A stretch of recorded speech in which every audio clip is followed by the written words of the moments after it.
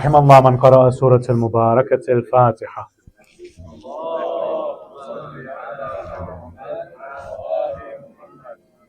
بسم الله الرحمن الرحيم. الحمد لله رب العالمين الرحمن الرحيم مالك يوم الدين إياك نعبد وإياك نستعين اهدنا الصراط المستقيم صراط الذين أنعمت عليهم غير المغضوب عليهم ولا الضالين. Everything okay? Yeah.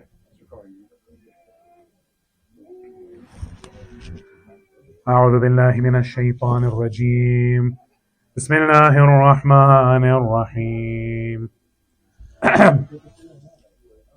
Brothers, do you mind? Inshallah. Thank you. صلوا على محمد وآل محمد.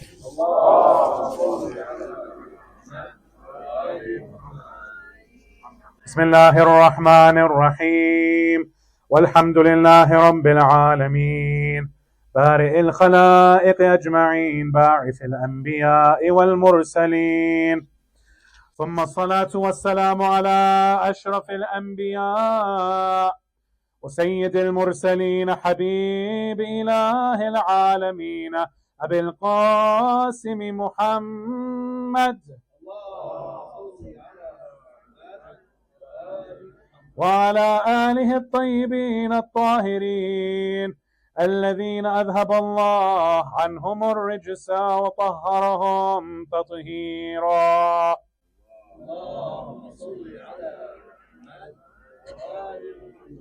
واللعنة الدائمة على أعدائهم إلى قيام يوم الدين. السلام عليك يا أبا عبد الله، السلام عليك يا ابن رسول الله، يا غريب كربلاء. رزقنا الله في الدنيا زيارتكم وشفاعتكم في الدنيا وفي الآخرة. أما بعد، يقول الله في محكم كتابه وقرآنه المجيد وقوله الحق: أعوذ بالله من الشيطان الرجيم. بسم الله الرحمن الرحيم. إن الذين قالوا ربنا الله ثم استقاموا تتنزل عليهم الملائكة ألا تخافوا ولا تحزنوا وأبشروا بالجنة التي كنتم توعدون. آمنا بالله صدق الله العلي العظيم. اللهم صل على محمد وعلى Respected brothers and sisters, Assalamu alaikum jami'an wa rahmatullahi wa barakatuh. We continue into our now 8th night in this series of topics that we have been discussing since night 1. And tonight, inshallah, we will be discussing Istiqama.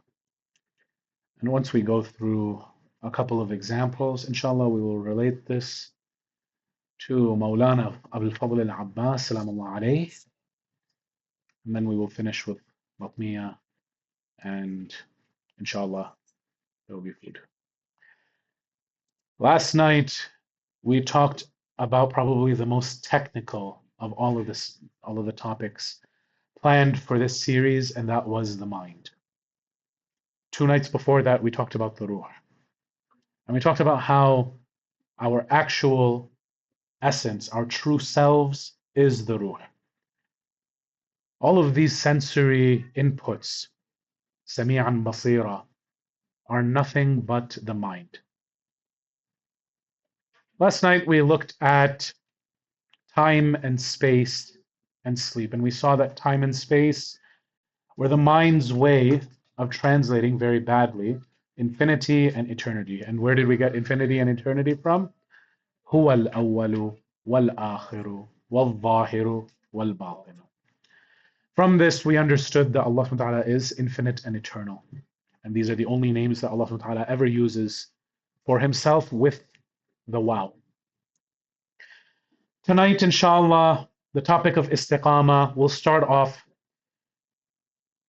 by saying that there are even hadith Qudsi saying that, "Oh, my servant, do what I want and I will provide for you. And if you do not, I will still get what I want." I believe the way how it's worded is, you want something and I want something.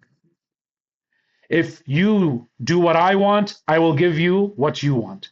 If you do not, I will still get what I want, and you will end up getting frustrated and exhausted. So at the end of the day, when Allah subhanahu wa ta'ala's plan is going to be manifest anyway, and it's going to be zahir anyway, then why not try your best to become aligned with it as much as possible? You may get what you want sooner rather than you trying to fight against the system. Yesterday, towards the end, we talked about electrical circuits as well. And we said, if you remember, that the higher the resistance, the lower the current, the voltage, yes. And the higher the voltage, the lower the resistance. In essence, what was that one movie? I don't even remember. But resistance is futile. There's not even a point to trying to resist the qadr of Allah. A couple of nights ago, we came to the conclusion that if you were able to understand these two names of Allah, everything else starts to fall into place, including the other names and attributes of Allah subhanahu wa ta'ala. What were those two names? The first one, as the brother rightfully mentioned, is Qadir. When you realize that Allah subhanahu wa ta'ala is Qadir over everything, right? There's another name, by the way, when he wants to say that I am over all things Qadir, and that is Qadir. But that ayah usually is translated very wrongly, right? For example, Surah Al-Mulk, وَهُوَ عَلَى كُلِّ شَيْءٍ قَدِيرٌ. What does this mean, وَهُوَ عَلَى كُلِّ شَيْءٍ قَدِيرٌ? When you look at the nahu, when you look at the muqaddam and ta'khir and all of this, right, of this part of وَهُوَ عَلَى كُلِّ شَيْءٍ قَدِيرٌ, you understand that over everything, especially he, has full autonomy and control. Meaning from the inward to the outward, right, he has control over every little thing. What does this mean? Meaning when you and I are looking at the geopolitical situation, as Allah subhanahu wa ta'ala himself says, right? When even the Rasul is looking up at the sky and saying, Mata Nasrullah, when is the help of Allah coming? Ala inna Nasrullahi qareeb. It's near. How many people have been destroyed with the most simple of things? Remind me, brothers and sisters, Alexander the Great, how did he die? Pneumonia, right? 26, 27 years old, conquers the whole world, can't beat a common cold. We don't blame him. I mean, he didn't have Tylenol, right? But now come to Nimrud, the antithesis, the emperor against Prophet Ibrahim. We've had a lot of time with Prophet Ibrahim in this series, right? How does Nimrud die? They say that a fly is sent up his nose into his brain, and it would buzz around in his head, and it would annoy him. So much so that the buzzing was incessant in his head, he would take his wooden slippers and he would start hitting so that the fly would exit from the other ear, right? From where he was beating. And like this, he, beat himself to death. Allah subhanahu wa ta'ala, ala kulli shay'in qadir.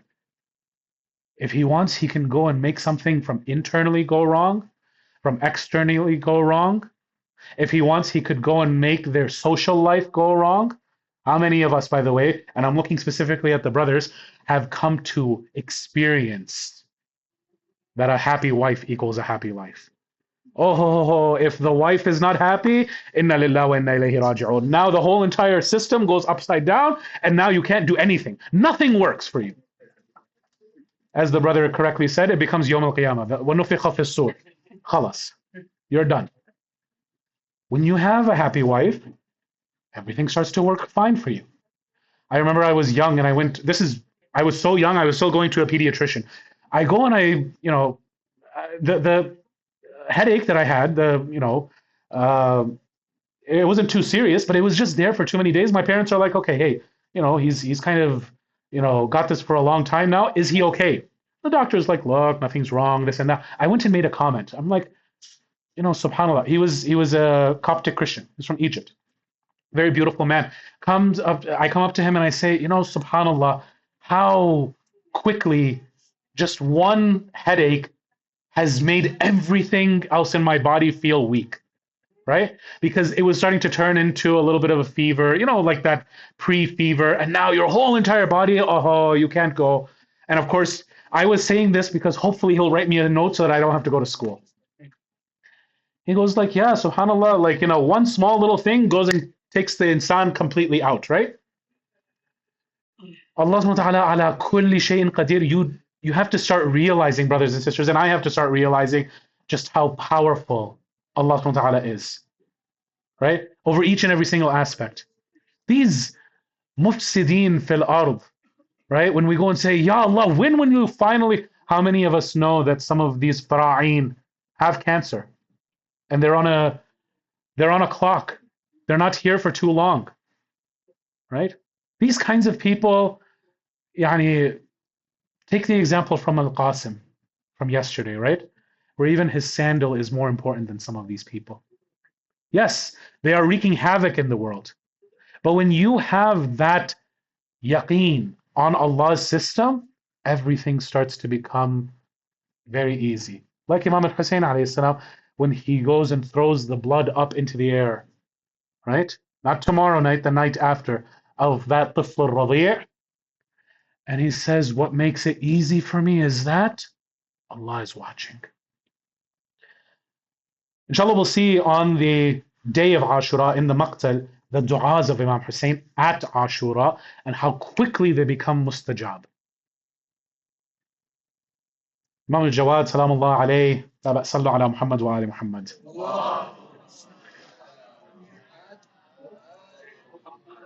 As you know, had two marriages. He was forced to marry Fadl, the daughter of Ma'mun. And so at the wedding, Ma'mun is like, you know what, I'm going to humiliate this Imam of the Shi'as, and I'm going to make sure that there is a musician. The musician he hires, he hires someone who basically, we would call him a guitarist. Okay? Of course, music is haram, right? Most types of music. There's, of course, some that our fuqaha have said that it doesn't fall under the lahwi category. This was definitely lahwi. Of course, it's a khalifa. What do you expect? He comes, brings the guitarist, Imam al-Jawad alayhi salam. Imam al-Jawad, how old was he when he died? 25. Okay? So when he gets married, this is within the year or two, right after Imam Rida alayhi salam passes away. What age does he become Imam? 9. 9, right? He's a 10-year-old boy. And look at his priorities and look at how his du'as become mustajab. He goes and says, stop, with full anger. Like his face is starting to boil with anger. It's becoming red. And he goes and points to the hand of the guitarist and he says, stop. What happens to that hand? Becomes paralyzed. He's never able to play music again. He's never able to go and do anything again. They came up to him, please make dua. He's like, no, you're lucky I'm not making dua against you. This guy came and he had the jur'ah to come and play at my wedding, right? Some of us, we make all of the efforts. We don't want music at our weddings. I know there are some people who are going to be watching this later. Some of my friends who they really sincerely tried, and then when their parents still tried to go and sneak in the live band, they're like, I'm about to walk out right now. I'll cancel the wedding. And then they went and canceled the DJ and they canceled the whatever, right? But for some of us, right?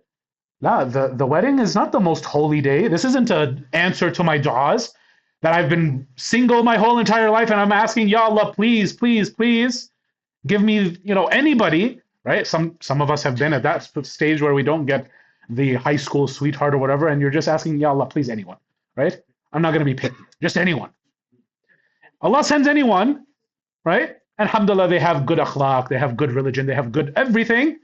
And you're like, you know what, let me go and thank Allah by doing ma'siyah of Allah, by going and disobeying Him. Allahu Akbar. This is how you go and thank Allah? Honestly, when Allah subhanahu wa ta'ala comes and says, right, that Yawm al-Qiyamah asa an takuna, like it might be, it just might be qareeb. You think that we have time even at that point to go and do tawbah? Do your tawbah now, right? Because you don't know when Qiyamah might be. Okay? Of course, we have Sahib al-Zaman to come, but even Sahib al-Zaman, you think that your life is just going to change once Sahib al-Zaman comes? Yes. In the ways that it becomes harder? Yes. Imagine all 5 of your daily prayers, not 3, where it's easy for you. All 5 you are required to be in the masjid. All businesses are required to be shut down. You think this is easy? Sahib al-Zaman is going to bring back the Islam of his Jad Rasulullah sallallahu alayhi wa alayhi. And we think that it's going to be easy. Nevertheless, let's start off with this. What exactly is being religious? Well, it depends on who you ask. Being religious, according to some, and I've even been told, and since we're now so far into the topic of marriage, now we have apps, right? There's nothing wrong with the apps, but they have categorizations on these apps of how religious are you? Yes? How religious are you? You go and put it all the way, the sliders, right, to most religious, and then the brother come and tell me that we go and talk to these sisters. The sisters come and tell me we talk to these brothers. What does I am extremely religious mean to you? It means I pray 5 times a day, and I usually pray. I usually do all of my fast for Shahr Ramadan. Allahu Akbar. This is most religious. This is the extremity of religion. They're like, yeah. I mean, what else? What else is there? We say, okay, that's one understanding. That's one definition. Let's see what our scholars say. Our scholars are in between a debate between 2 different definitions. We'll call them A and B. Okay? Definition number A is that when the Mawla, and Mawla over here is very general. Mawla means Allah subhanahu wa ta'ala, Rasulullah sallallahu alayhi wa alayhi, Fatimat al-Zahra, or the 12 Imams. Any one of the Hakim al-Shar'is, right? Any of the legislators of Sharia, when they come and say, do this, as long as you do it, that is being religious. Meaning any kind of command that comes. If they say don't drink alcohol, you're like, okay, I'm not going to drink alcohol. If they say pray, you pray. If they say jump, you jump, right? As the saying goes, if they say jump, you say how high. Sah? Ahsant, you guys are very religious. You guys know the things to answer my things. So now, that's definition number A. Definition number A, letter A, okay? Forgive me, I've been lecturing for 8 nights straight, okay? So give me some slack. My brain through all of these topics is now fried. Definition B is what? Definition B is what the majority of scholars today agree upon. There are very few scholars who agree with definition A. Definition B is what? Definition B is that if the Mawla legislates something, then you do everything in your power to not be in taqsir of it. What is taqsir? Taqsir is basically that you have a shortcoming. Give you a very funny example, right? So that the example sticks in our minds.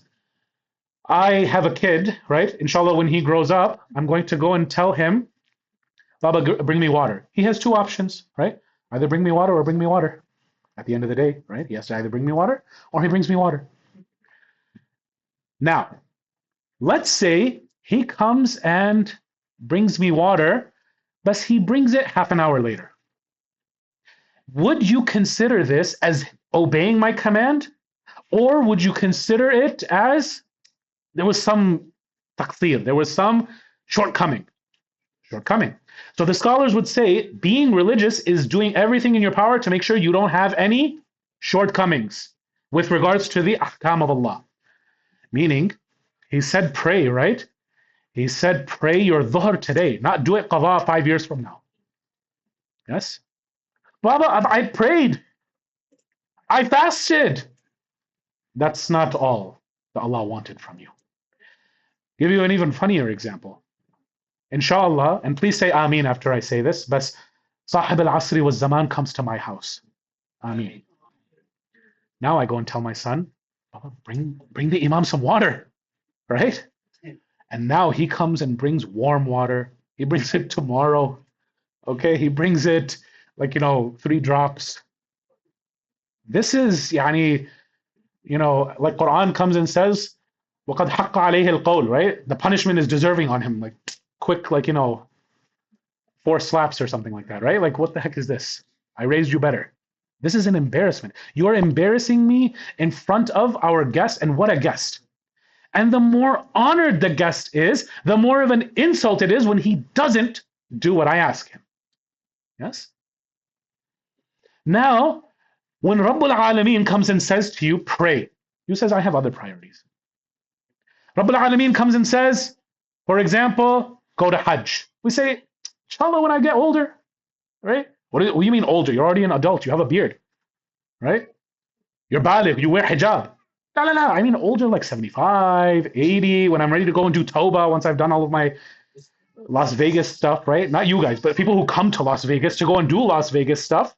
They don't come to Akon, do Tawbah. They come to the strip and then they go, right? That's their ziyarah. These people, I mean, what should I even say?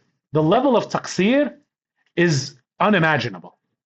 Allah subhanahu wa ta'ala, He's going to look at this person with rahmah or la. Which brings me to a very interesting thing that one of the scholars, mutaqaddimin, came and said that there are 5 different aqsam, 5 different qism of salah. The first is the person who basically, he hurriedly just goes and does his wudu, right? When he's praying by himself, not in jama'ah, because jama'ah, he's just, following along with whatever the imam does. He has some shortcomings in his prayer. Meaning he might miss the surah here and there. He might make a mistake in the surah. He might not be paying attention. Am I in the 3rd rak'ah or am I in the 4th rak'ah? Oh wait, it's Maghrib. Why did I just do a 4th rak'ah? Okay, that's salah number 1. Salah number 2 is the person who comes and does his salah. He does the major things of his wudu and his salah, but he has taqsir in the terms of he doesn't do it on time. He does it maybe like even after it's become qada. Okay, this is number 2. Number 3 is what? Number 3 is a person who does all of the normal necessary things for prayer, but every single time he gets onto the musalla, he's doing jihad in nafs because he's like, shaitan, you're not going to get me today. I'm going to focus. I'm really going to focus. That's number 3. Number 4 is the person who comes and does all of the things that are wajib in salah, mustahab in salah. He doesn't have any shortcomings. He did everything correct. And finally, number 5. What's number 5? I mean, I thought number 4, what more do you want, ya Allah? La. Number 5, he does everything that number 4 does, but he also presents his qalban salim in front of Allah. And it's as if he can see Allah, and even if he can't see Allah, Allah is seeing him or her. Okay, now, watch this. Here is how all 5 of these people with these different types of aqsam of salah are going to be treated on Day of Judgment. The first type is going to be punished. The second type is going to be warned. The third type is going to be, he's going to be given a pass. He's like, okay, you just made it. The fourth type is going to be rewarded. And the 5th type is going to be brought closer, qurbatan ilallah. He really meant it when he said, I am doing this qurbatan ilallahi ta'ala. When you start to look forward to your salah each and every single day, when you're waiting before the adhan with your wudu done, and you're waiting on the sajjada, okay? This is probably outside of work, because at work, if you pray, at least within the first hour, mashallah, that's pretty amazing, right? I know we have meetings, I know we have this and that. Allah is not asking for perfection every single time, but at least when you're at home, at least when you're on vacation and you're not supposed to be distracted from Allah. How many of us, our salahs are of type number 1? And because, look, I'm not going to ask for a show of hands. You all know what your salah is like, and I know what my salah is like. And it makes me cry, because I'm not where I want to be. I think we all want to be at level number 5. We all want to have in Jannat al-Firdaus that liqa of Allah, whatever that means. We want to have that qurb. Well, how do you get that? You get that through istiqama, which we started off the presentation tonight, the majlis with, from the ayah with Surah Al-Fussilat. إِنَّ الَّذِينَ قَالُوا رَبُّنَا اللَّهُ. Those people who say that our master is Allah. This doesn't just mean, okay, yeah, I don't believe in others. For us, after these 8 nights so far, Sallu ala Muhammad wa ali Muhammad.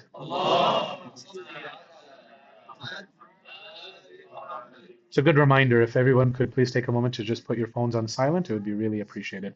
Sallu ala Muhammad wa ali Muhammad.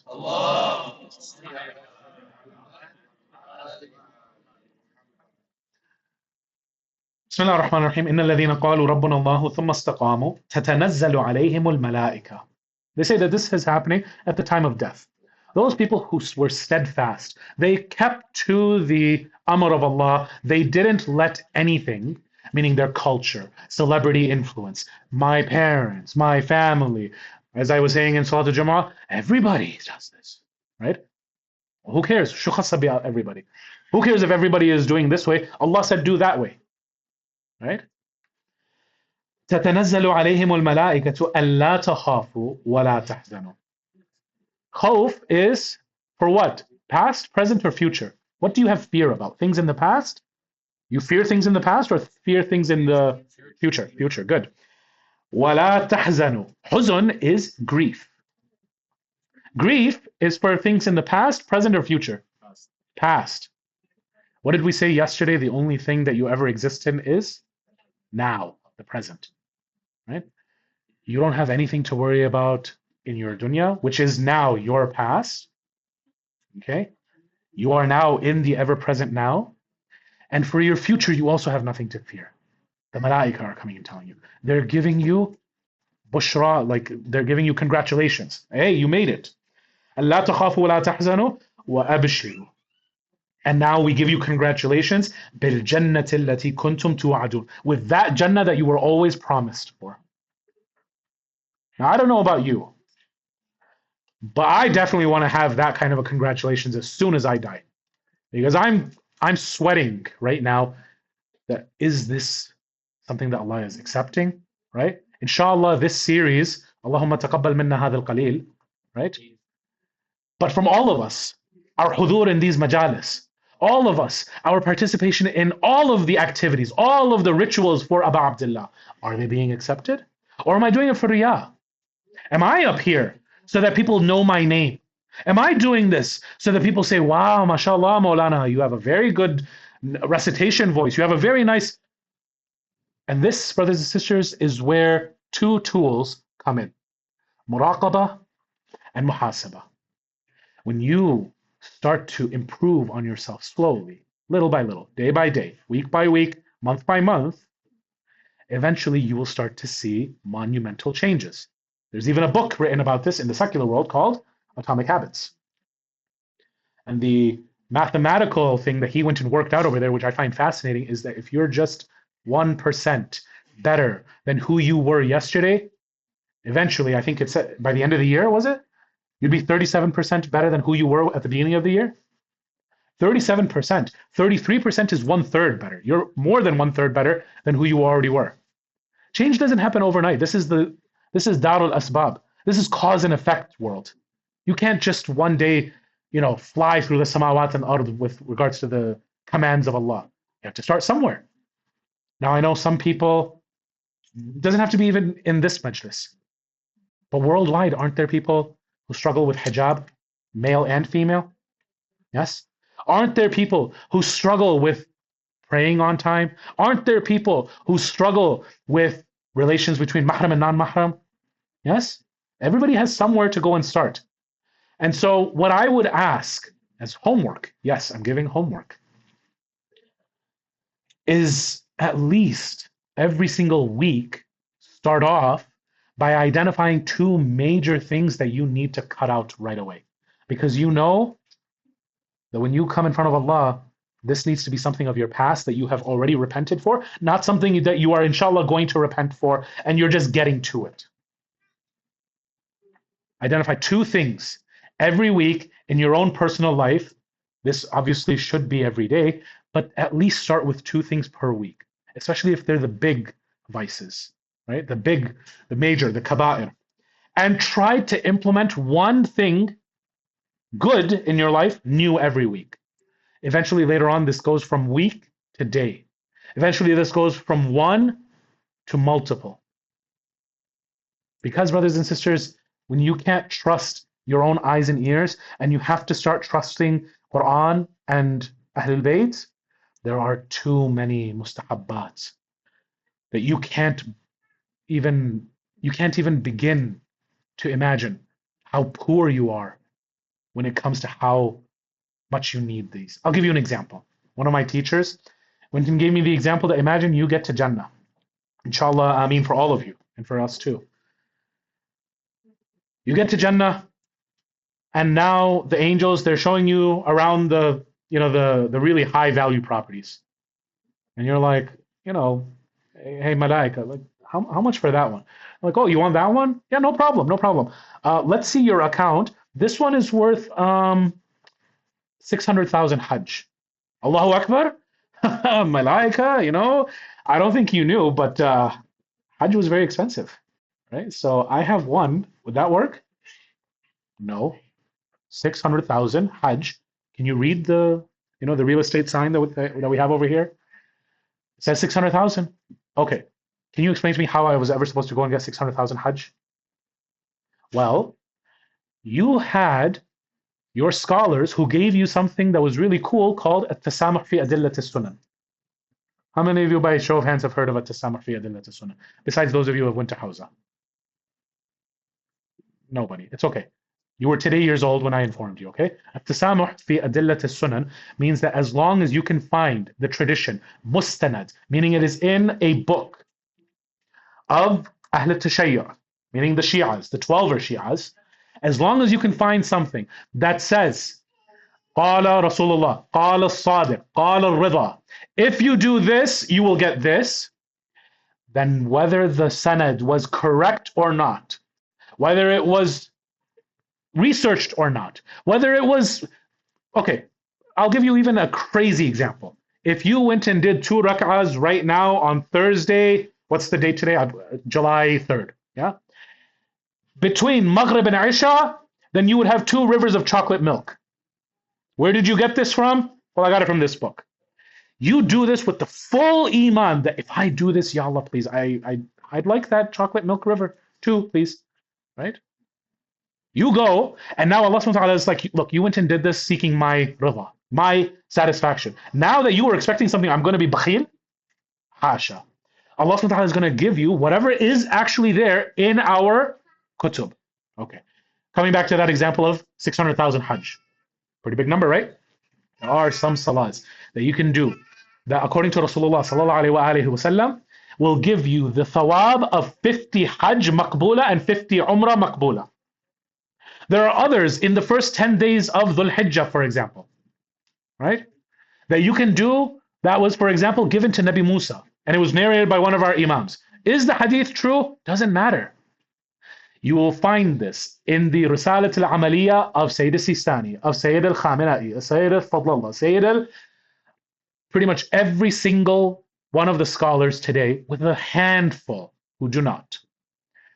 The vast majority of the living Maraja today, I think actually all of the living Maraja today, say at the very prelude of their Risalat al-Amaliyah that the a'mal that we are recommending over here, that we are going off of, that this, for example, ghusl gives you wudu, ghusl jum'ah, all of this, right, is based on at-tasamuh fi adillatis sunan. So now why don't you and I go and take advantage of this? You and I, who is the hujjah upon us today? Not Sahib al-Zaman. Sahib al-Zaman comes and says, I am hujjah over the... We've basically come to the conclusion that it is the maraja. But basically, ruwat hadithina. These ruwat hadithina, they're not just people who come in here, let me go and read you a hadith. People are, rasikhuna fil ilm in the hadith, okay? which is basically our maraja. They are the hujjah over you. Now, when they come and give you such an easy way to go and get Jannatun arduha as-samawati wal ard uiddat lil muttaqin and get multipliers for all of this. We'll talk about this tomorrow in our lecture, Seeing Jannah in This World. When you have such opportunities, why would you go and, let your future self down when you see something shiny that you like over there in Jannah and then your account balance is low? What an embarrassment that you would feel for yourself and in front of this angel. Number one, after the angel schools you, like, hey, you don't know even, the basics of your own religion. How did you get to Jannah? Right? Number two, you're in constant, forever regret that why didn't I do more? And brothers and sisters, this is the thing that scares, if you ask me, scares me most. That inshallah, Ameen, I get to Jannah, but then I start to have regrets that why didn't I do more? This is why one of the best du'as that you can ever ask for, how do you ask for all access to paradise? Ya Allah, raise me مع الأبرار مع محمد وآله الأطهار. صلوا على محمد وآله.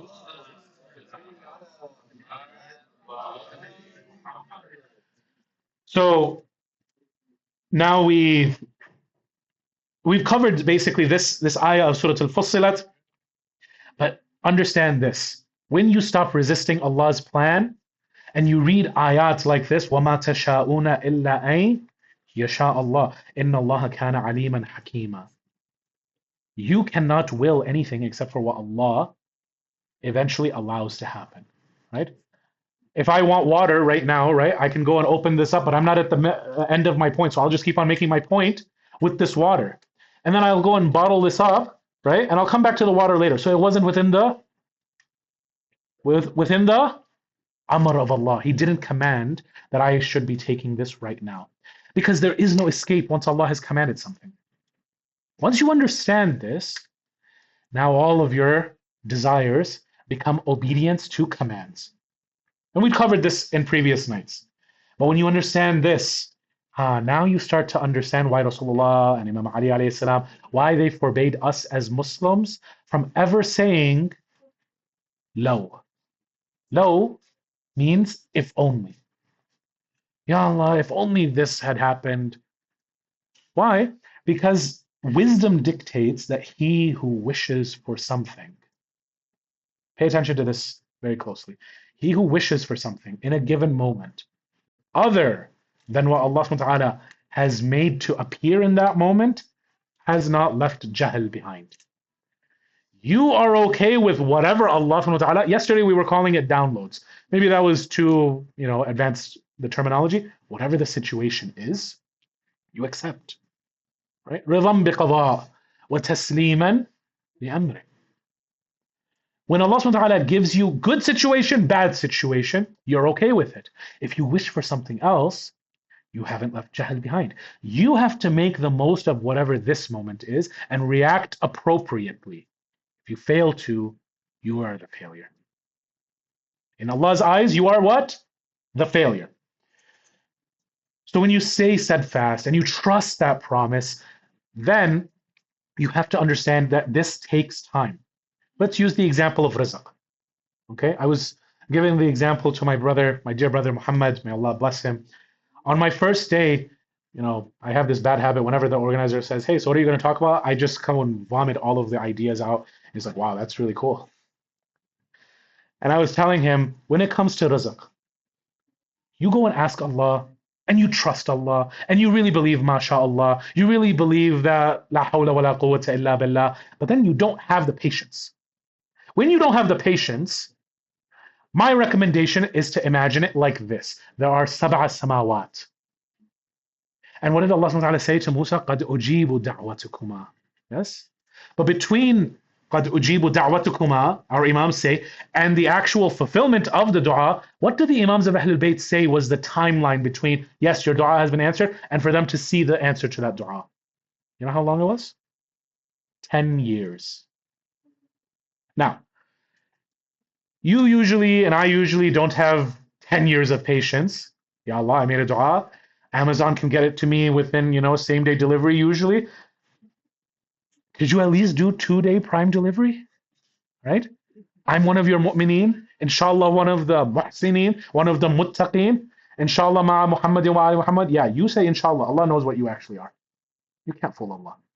When you actually show Allah istiqama, that Ya Allah, I trust you. Whatever your plan is, whenever your plan is, whenever you want to answer your dua as you see fit, then things start to come quicker. But at least, and there are reasons why I say this is too advanced for the mimbar, this is too advanced for even what I've talked about right now, but give it at least 6 days. Give it at least a week, sometimes 2 weeks. Have that trust in Allah. Can you trust Allah for 2 weeks? If you can, then be prepared to start to see miracles happen. Doesn't matter what you're asking for. Oh, you're asking for more religious knowledge? Okay, no problem. Oh, you're asking for more dunyawi success? No problem. Oh, you're asking for marriage, you're asking for kids, you're asking for investment success, you're asking for whatever it is, you're asking for a long life for your parents. May Allah preserve and protect all of our parents. Whatever it is, whatever you're going through, have that unshakable iman, yaqeen in Allah subhanahu wa ta'ala for a little bit of time. And don't complain no matter what it is. Take a page out of the notebook of Ayyub alayhi salam. 7 years he's with his sickness, with all of his problems, doesn't complain. Now Allah subhanahu wa ta'ala is not asking you for 7 years. He's asking you for maybe 7 days, right? Maybe if you're not ready for that, he has to go and put you through some things, because whatever doesn't make you stronger, right, makes you ready for that thing. So maybe you're not ready yet. Whatever the case is, you trust Allah's plan and it'll come. But with istiqamah, sometimes you have to go and start to talk to yourself. You have to go and give yourself pep talks. It's okay, Allah is here with me. Allah He hasn't forgotten about me. Ma wadda'aka rabbuka wa ma qala walal akhiratu khayrun laka min al-ula. So now, are we practicing what we preach? Right? Because I'm not trying to say go to every single lecture that you've ever heard and now start to implement every single little thing. But like I said, take a few things, bad, erase them from your life. Take one thing at a time, good from your life, add it to your life. And we have hadith about this as well. Like what, for example? If you take too long to implement it, we have a verse. If you don't take too long, if you do it quickly, we have a hadith from Rasulullah. Let's go in reverse order. If you do it quickly, here's what Rasulullah sallallahu alaihi wasallam says.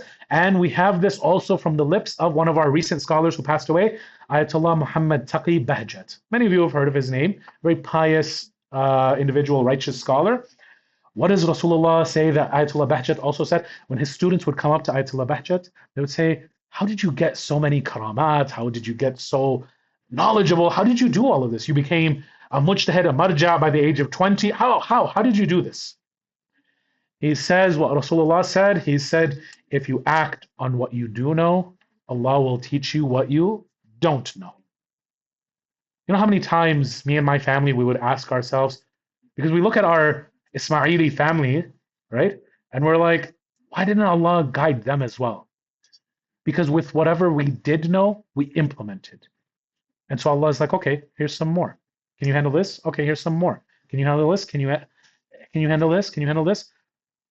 When I was 11 years old, I couldn't even recite Quran. Now, through effort, I can speak a little bit of Arabic. Inshallah, إذا أراد الله. If Allah wants my, ينطلق على لساني يفقه قولي, then you guys can understand a little bit of my broken Arabic. How do you get here? Why am I sitting over here, right, with anything to say? Because of Allah. Because of istiqamah. Because I committed. When you start to act on what little you do know, Allah will give you more. When He sees how you act with that, if you delay it, okay, fine. He'll wait until you act on it. When you act on it quickly, He says, okay, here you go. Rise in daraja.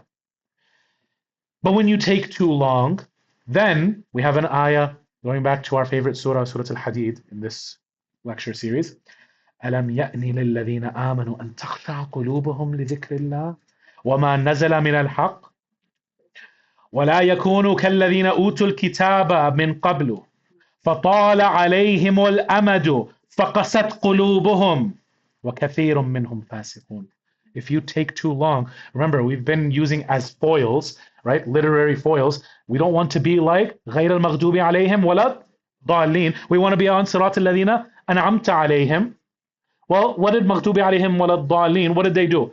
Right? Allah subhanahu wa ta'ala says over here, it says أُوتُوا الْكِتَابَ min qabl فطال عليهم الأمد. Time was extended. We kept on giving them chance after chance after chance. We didn't see them making use of it. What do we recite? By the way, tomorrow we have Salat al-Jum'ah. What are we going to recite in Salat al-Jum'ah? مثل الذين حملوا التوراة ثم لم يحملوها كمثل الحمار يحمل أسفارا بئس مثل القوم الذين كذبوا بآيات الله. كذبوا بآيات الله? They rejected and belied the ayats of Allah? Well, yeah, when you don't implement it, this is what you are in Allah's eyes. فَقَسَتْ عَلَيْهِمُ قُلُوبُهُم, right?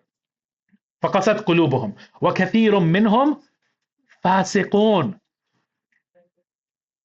Do you want this to be the situation of the Muslim Ummah? No. So it starts internally, it starts one by one.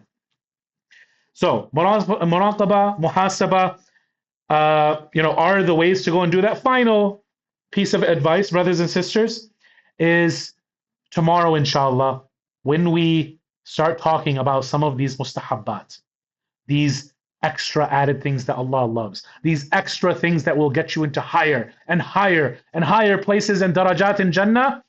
One very sincere advice that I can give you right now is go and get an app that will be a task reminder for you.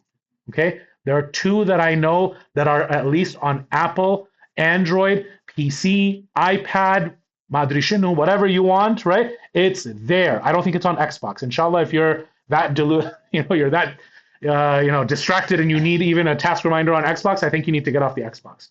That's at least those devices that we carry with us, Android, iPhone. One of those apps is called Todoist. The other one is called TickTick. Okay, I personally like TickTick. Others have their preference of Todoist. Please, this is your second homework. Okay, please come tomorrow with one of these apps installed. I'm going to be giving a lot of mustahabbat that are mujarrab, that have worked, that I have either seen work in other people's lives or in my own life or both. One that I'll give right now, if you have your phones out right now and you're downloading the app, put this as a reminder for yourselves. I'm sorry that we had to do this after Maghrib and Isha. I didn't choose the timing of the majlis. On Thursdays, after Salat al-Asr, one mujarrab, mustajab way to get rizq coming to you quickly is to recite after Salat al-Asr on Yawm al-Khamis, the day of Thursday, 40 times Surah al-Nasr. إِذَا جَاءَ نَصْرُ اللَّهِ وَالْفَتْحِ وَرَأَيْتَ النَّاسَ يَدْخُلُونَ فِي دِينِ اللَّهِ أَفْوَاجًا فَسَبِّحْ بِحَمْدِ رَبِّكَ وَاسْتَغْفِرْهُ إِنَّهُ كَانَ تَوَّابًا. Tomorrow at Jum'ah, I'll give another one because I can't give all of these in one majlis. You guys are going to be like, Yallah, please, come on, get off. Right? Ma'as-salama already, please. So tomorrow at Jum'ah, for those of you who come, I'll give another very powerful one from Imam Muslim Ja'far al-Kadhim. But look, brothers and sisters, when you have these kinds of role models who are decrypting all of the universe for you to show you how to win in dunya and akhirah, and all you need to do is show just a little bit of tawakkul on what they said, show a little bit of time and patience with what they said, then you see the results where you don't even have to be ma'soom, but you can become ma'soom. Like who? Like Sayyidah Zainab. Like who? Like Abu al-Fadl al-Abbas. Abu al-Fadl al-Abbas, as we know, is not one of the 14 canonical members of Ahl-ul-Bayt. Those are Rasulullah, Fatimah al-Zahra, and the 12 Imams. But when you look at Abu al-Fadl al-Abbas, Allahu Akbar, the way how this man was loyal to the very end. There wasn't a single thing that you could say he could have done just a little bit better. every single thing. Abu Abdullah alayhi salam is so proud to have a brother like that, to have a follower as an imam like that. And where does this come from, brothers and sisters? Let's start at the beginning. Because I know many of you came tonight, Laylat al-Abbas, wanting to cry. Where does it start, brothers and sisters? It starts with the death of Fatima al-Zahra, salamullah alayha. When Imam Ali alayhi salam goes to Aqil and he says, brother, I need you to find me a wife who is known to come from a tribe that brings warriors for sons. I need warriors. Why, Mawla? Why? Because there's going to be a day when Abu Abdullah will need warriors. He will need mountains to stand next to him. And I need a woman who can give me that. He says, okay, give me some time and I'll bring a woman to you. He comes and brings from a noble tribe, from Banu Kilab, a woman by the name of Fatima. On their wedding night, Amir al-Mu'mineen asks Fatima, do you have any wishes? Do you have any, requests from me on a night like tonight? Because it's your marriage night that I can maybe fulfill.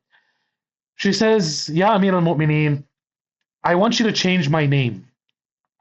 Says, Ajib, okay, why?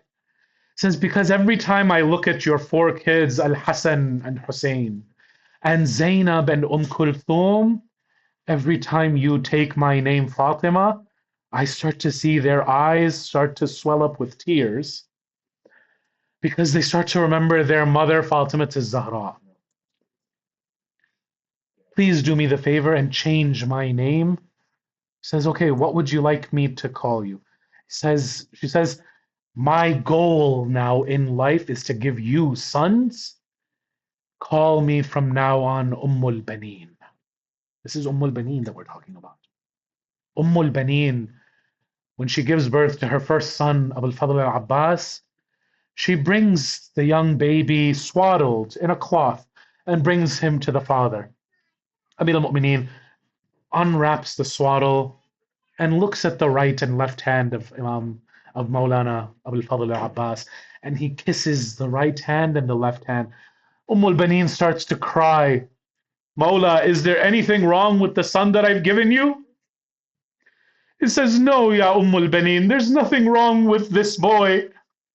Inshallah, he will grow up to be a very healthy young boy. But these right and left hands, one day they will be sacrificed in the way of Allah. She says, when will that be? He says, when Hussein is gharib, when Hussein is alone, when Hussein is thirsty on the plains of Karbala, Abbas will be the only help that he has left, and he will sacrifice his right and left hands. I am giving my salams by kissing these hands. Baneen, from that moment on, knows what her mission is. This son and the three other sons after need to be in the khidmah of Abu Abdullah al-Hussein.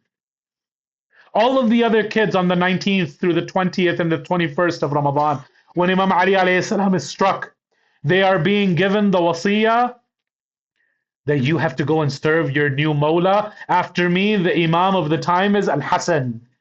Make sure you serve him. Make sure you are there for him.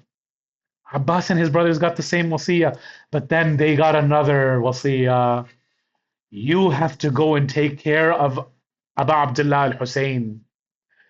Guard him with your life. Die for him if you have to. Sacrifice everything you have to, but keep him alive as much as you can. When you have a mother, brothers and sisters, like Baneen, who even from the day when she is married to Amir al-Mu'mineen, she comes to Imam al-Hassan and Imam al-Hussein, to Sayyidah Zainab and Sayyidah Kulthum, and she goes and says, Sayyidi Abu Abdullah, Sayyidi Abu Muhammad. When you have this as a mother, what else are you going to get except for Abu Fadl al-Abbas? She is around the same age, by the way, as Sayyidah Zainab. Baneen, she's around that same age. She's young when Amir al-Mu'mineen remarries. And yet she has that tawadu towards Ahl-ul-Bayt. When you recognize that these are not just humans, these are hujjatullah ala khalqih, the kids that you raise also come out like this. Then you come to the day of Siffin, when Abu Fadl Abbas is used to teach a lesson to Muhammad ibn Hanafiya. Muhammad ibn Hanafiya comes out on the day of Jamal and Siffin. And Amir al-Mu'mineen says, go, fight. Go into the front lines. Muhammad ibn Hanafiya comes and says, why don't you ever send Al-Hasan and Hussein? Why do you always send us? Amir al-Mu'mineen comes and says, they are the sons of Rasulullah sallallahu alayhi wa alayhi. You are the sons of Haydar. And it is the job of the sons of the moon to defend the sons of the sun. Rasulullah is the sun, and I am the moon. وَالشَّمْسِ إِذَا I forget the ayah right now, but Rasulullah is the sun, and I am the moon, and I follow. You are the sons of me. You protect Hassan and Hussein. They are like the face, and you are the hands, and it is the job of the hands to protect the face. Abu Fadl Abbas didn't need such a reminder. When he was sent into Siffin, he impressed everybody. And everybody thought that this is Ali coming out to the battlefield. When they see Ali himself come and take off the niqab from Abu Fadl Abbas's face, they say, okay, Ali, you've made your point. You have another warrior of a son. Introduce him to us. This is his debut fight. What is his name? He says, this is Qamar Bani Hashim. This is the moon of the Hashemites. Remember this name, because when your kids are coming to kill my kids and he comes in the battlefield, remember what you saw here today, that he was Haydar al-Karrar. Subhanallah, I heard from one of the scholars that all of Ahlul Kisa were present on the day of Karbala. How? For Fatima al-Zahra, we'll come back to her at the end. For Imam al-Hasan alayhi salam, who was the Shabih of Imam al-Hasan? Last night, Qasim ibn al-Hasan. For Imam Amir al-Mu'mineen, who did he send? He sent Abu Fadl al-Abbas. For Rasulullah, was there someone who was a lookalike? There was Ali al-Akbar. For Imam al-Hussein, there was Imam al-Hussein. But for Fatima al-Zahra, there was Sayyidah Zainab. In that final farewell, she says, unbutton your shirt, Mahlan, Mahlan, Yabna Zahra. She says, oh son of Zahra, wait, I have an amana left to go and give you. He turns towards Medina and says to his mother, Ma ashwaqani, how much I miss you, and I miss you for all these years. All five of Ahlul Kisa were there one way or another. Before Amir al-Mu'mineen, Abu al-Fadl al-Abbas kept on asking on the day of Ashura, please, Mawla, because Imam al-Hussein had one wish. He says, Ya Abbas, when will you call me once in your life, Akhi Hussein? When will you call me brother? And he always keeps on calling him Sayyidi, Mawla. He keeps on calling him these respectful titles. He keeps on coming up to Imam al-Hussein and he says, please give me the ijazah to go into the battlefield so I can kill all of these people. Imam al-Sadiq alayhi salam says, before he went out into the battlefield, Imam al-Hussein said, give me your nafidh al-basira. This nafidh al-basira, you and I know after this series of lectures, when you have that piercing gaze, you can look at a person and that will kill him. He says, Abbas, not like that. Allah subhanahu wa ta'ala wants to see you struggle. Give me this power of yours. Go with the sayf. Go with the weapons. Go and show them what the son of Ali can do. But before he's even given permission, Shimr ibn al-Jawshan comes and says, where are the sons of my sister? al-Baneen and Shimr ibn al-Jawshan are both from Banu Kilab. And Abbas doesn't want to answer him. Why should he? He is the one who taught Qasim that your sandal is worth more than these people. Imam al-Hussein alayhi salam says, even though he is a fasiq, go answer him, see what he wants. Abu Fadl Abbas goes up to him and he says, what do you want? He says, between you and between your mother and me, there is an ilaqa, and I would like to respect that ilaqa. He says, you want to respect that ilaqa, and I'm going to go and disrespect the ilaqa of my brother? You give me safe passage, and you don't give Abu Abdullah safe passage? I have nothing to do with you. Keep your amnesty. I don't want it. He rides back to Imam al-Hussein and he tells him what he heard. Imam al-Hussein doesn't give him the ijazah. Before everybody left, tomorrow inshallah is the night of Ali al-Akbar, and we'll see how many of the al-widas he had to do. There were 4 goodbyes of Ali al-Akbar. Abu al-Fadl Abbas doesn't have any goodbyes because he expected to come back. He expected to come back with the water.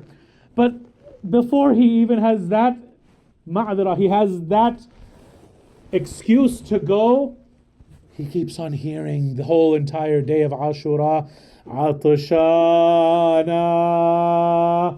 Al-Atash, Al-Atash. Uncle Abbas, the thirst of Karbala is killing us.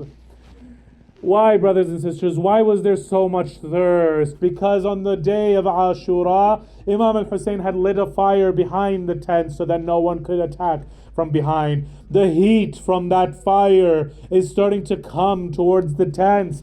On top of that, the heat of the desert is adding to the thirst, especially of the kids, especially of that tifl al-radi'.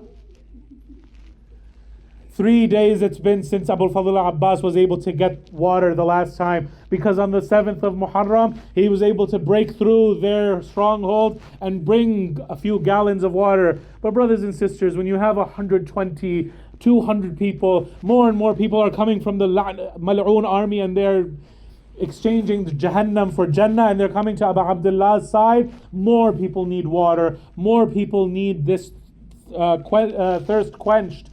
How much is a few gallons of water going to satisfy? And very soon all of this water is used up as well.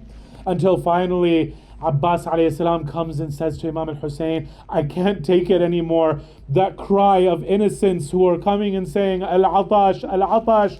Sukaina and Ruqayya, they're coming up to me and they're saying, Abbas, Amma Abbas, can't you go and bring us even a little bit of water? Even if it's just a little bit cold and wet, so that we can go and put it next to our lips so that we have some coolness. We can put it on our stomachs and we can lay down on it and we can get some coolness.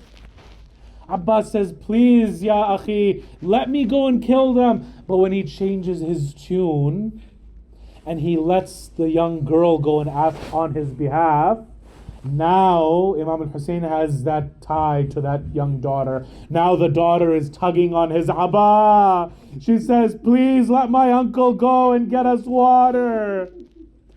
He says, I can imagine in my heart, Abbas, what have you done? Why have you used this masoom bachi? Why have you used this young little girl to come and ask for your need? This is why the ulama, they say, when you ask Abbas Bab al-Hawaj through the sake of sakina, he answers even quicker. Tonight when we are asking for our hajat, ask Abu al-Fadl al-Abbas through sakina. He goes and puts on the armor, and he goes valiantly with the flag, and he has his sword sheathed, and anybody who comes, even without unsheathing his sword, he deflects. And his deflection is so hard and so powerful, he dislodges people from their horses. Eventually people are like, okay, this is the son of Ali. We have no choice. Either we're going to be killed or he's going to trample over us. We don't know what's going to happen. Best to just give him safe passage to the water. But when he gets to the water, what does Imam al-Sadiq alayhi salam say? He says, the heart of my uncle Abbas was burning like charcoal. He says the thirst was overpowering him. When he put his hands into the water, he lifted up some of the water and he eventually let it go. All of the mal'oon, the 4,000 who were guarding the Furat, they couldn't understand. He's thirsty. Why won't he go and take from the Furat? And when he started to recite these lines of poetry, now they understood. He said, Ya nafsu min ba'd al-Husayn هوني فبعده ما كنت أن تكوني. هذا حسين وارد المنون وتشربي بارد المعين. والله ما هذا فعال ديني ولا فعال صادق اليقين. He says, oh my soul, after Hussein, what is your worth? Look at the Istiqama. Look how he has to go and talk to himself to get him through this. How hard was Karbala that even Abbas has to go and talk to himself? He says, oh my soul, after Hussein, how dare you try to drink even a sip of water while Hussein is thirsty. Forget about the kids. Your Mawla is thirsty and you're trying to get some water. Wallahi ma hadha fi'alu dini. This is not what my religion taught me. Wala fi'alu sadiq al-yaqini. This is not the fi'al of a person who is on that yaqeen, the person who Baneen raised, the person who my father raised. This is not what you do. He goes and fills up the water pouch and he puts it on his chest. He wears it. Now he has to go and get it back to the camp. He has to get it back to Sukaina and he has to get it back to the Tifl al-Radi'. He has to get it back to Rabab because Rabab's milk has dried up. Allahu Akbar. He has one more mission. And then he's probably thinking in his mind, once the kids have some water, maybe I'll get some water. But even a little bit of water and I can take out all of these. But Allah had a different plan. He gets up on his horse and he starts riding. When Umar ibn Sa'ad sees this, he says, send the army. Surround him. If the water reaches the camp, that's it. That's Qiyamah for us. We're finished. He looks and he sees the entire army surrounding him, but they know that this is the son of Haydar al-Karrar. Even if he does not have the command to fight, they will still all die. So one of them hides behind the palm tree as Abu al-Fadl al-Abbas comes behind the palm tree. This mal'oon, this enemy of Allah, hits his sword on the right arm of Abbas. The right arm of Abu al-Fadl al-Abbas falls to the plains of Karbala. His right arm falls to the plains of Karbala. He picks up his sword with his left hand. أين المنادي وعباسا أيوة عباسا أيوة مولا. He picks up his sword with the left hand and he starts reciting this poetry. والله إن قطعتم يميني إني أحامي أبدا عن ديني وعن إمام صادق اليقين صبت النبي المصطفى الأمين. I swear by Allah that even if you cut off my right hand, that will not deter me from defending my Imam, because this is my conviction and my iman in him. He picks up the sword with his left hand and he starts riding until he reaches another palm tree, and another enemy of Allah swings his sword and cuts off the left arm. The left arm falls to the plains of Karbala. And he starts reciting this poetry.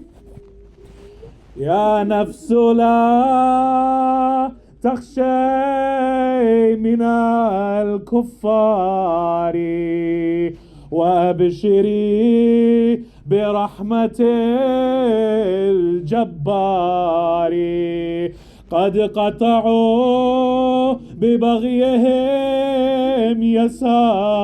يساري فصلهم Ya Rabbi harra nari. Oh my soul, oh my nafs, oh this soul. Do not let the kuffar deter you, even if they have cut out of their hatred my left hand. I now congratulate you of the rahmah of the Jabbar of Samawat and Ard. Ya Allah, now go and burn them through the hellfire. This is too much. Now he has to go and bring this. He still has the same goal. Allahu Akbar. His goal is to go and bring the water pouch back to the tent. Now he has to go and bring it in his teeth. And he's... Brothers and sisters, there was a reciter. He saw Abu al-Fadl al-Abbas in his dream. And Abu al-Fadl al-Abbas said, you have not recited my musibah. He said, Mawla, what is your musibah? He says, when they cut off my left hand, I fell from my horse. I did not have any hands. How does a person who doesn't have hands catch themselves when they're falling to the floor? He already has arrows in his chest, a spear in his back. When he falls to the floor, how does he fall on the floor? Brothers and sisters, this is the same musibah that Fatima al-Zahra looks at her son Abbas and she says, Wa Abbasa, Ayn al-Munadi, Wa Abbasa, Aywa Abbasa, Aywa Shahida, Aywa Mawla. When he falls to the floor, now they have even an easier time to go and target him. They start shooting their arrows. One of the arrows hits the right eye of Abu al-Fadl al-Abbas. One of the arrows hits the water pouch. At this moment, Abu al-Fadl al-Abbas is confused. Where should I go? The water is starting to spray out of the water pouch. With what face will I come back to Sukaina? How do I face her and say that I didn't accomplish my mission? Should I go back to Hussein or should I go back to the Furat? They don't even give him the choice. They start to shower him with their arrows. Oh.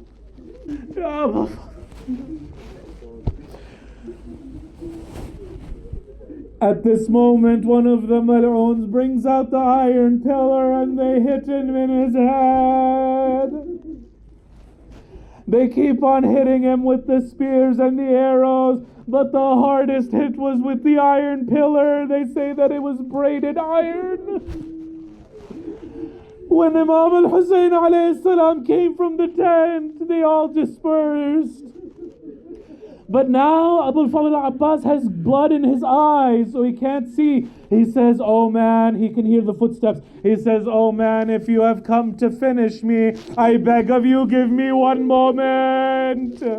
Just give me a moment. I want to have one last moment with my Mawla. He doesn't even call him brother at this moment. He says, my Mawla. Imam Hussein alayhi salam comes and takes his head, puts it in his lap. He says, Abbas, don't you recognize me? It's your Hussein. At least now, please call me Akhi Hussein. Out of the pain, he goes and calls out, Akhi Hussein, adrikni.